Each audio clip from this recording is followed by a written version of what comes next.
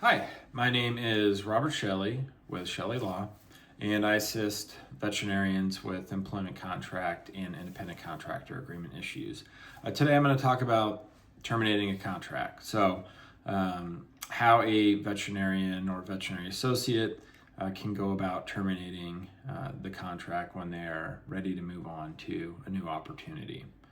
So when I speak to somebody about kind of preparing to terminate the contract, there's several things that we talk about, and I'm just going to go through the list of the things that are most important.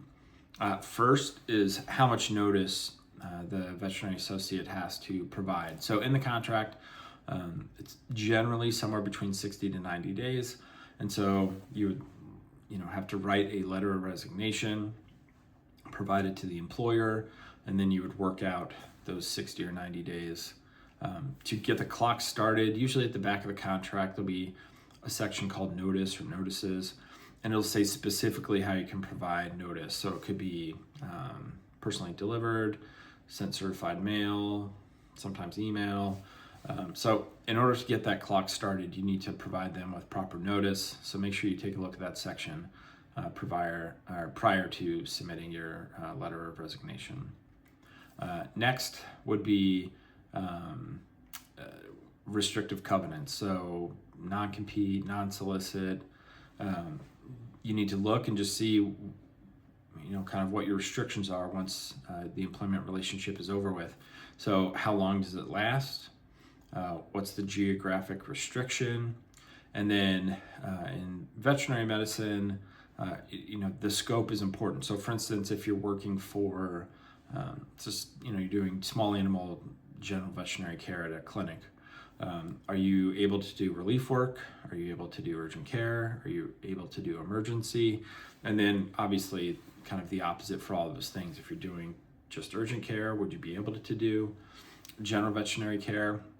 So looking at the non-compete certainly is important, just so when you move on to your next position, you're not in violation of the contract. Next would be any kind of repayment, generally of bonuses. So if you're in the initial term of the agreement, so somewhere between the first 1, 2, 3 years, if you're paid a signing bonus or relocation assistance, reimbursement, normally the contract will say that you have to stay at the in the position for a period of time before it's forgiven, or you have to pay it back. It could be annual forgiveness. So let's just say you have a 3-year initial term and you have, annual forgiveness, then 1/3 would be forgiven in year 1, and then 2/3 to, the whole amount after 3. So you need to figure out where you are in that schedule, and then how much you're going to have to pay back to the employer. One thing of note, when you're paid a bonus, let's just say it's a $10,000 bonus, you don't get $10,000, it's taxed. But when the employer wants the money back, they're going to want the entire gross amount. So they're going to want $10,000 back, even though you're only paid $6,000. And then you're going to have to deal with that in your taxes in the subsequent year. So something to think about that many people are kind of unaware of. The next thing would be malpractice insurance. In the veterinary industry, honestly, it'd be extremely rare to have a claims-made policy. Most people use the AVMA PLIT, which is occurrence. But if you have a claims-made policy, you have to purchase what's called tail insurance. Just kind of covers the gap in between when you leave and then the last day somebody can sue you. Not a huge concern in the veterinary industry, but it's at least worth checking. And that's kind of it. Obviously, each situation's a little bit different. 9 times out of 10, the contract is ended from the veterinarian giving without cause termination.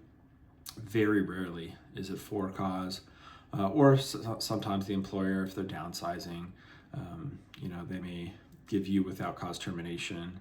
One other thing that's probably been maybe recent is with all these kind of giant corporate veterinary conglomerates gobbling up all the mom and pop general veterinary sites. What generally happens is the veterinary associate who's there will then be asked to sign a new contract.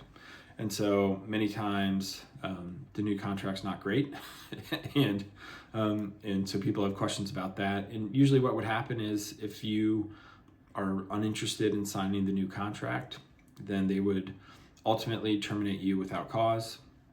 Then you would just work out the notice period, and then you're free to leave. But you're not forced. You don't have to sign the contract if they offer it to you.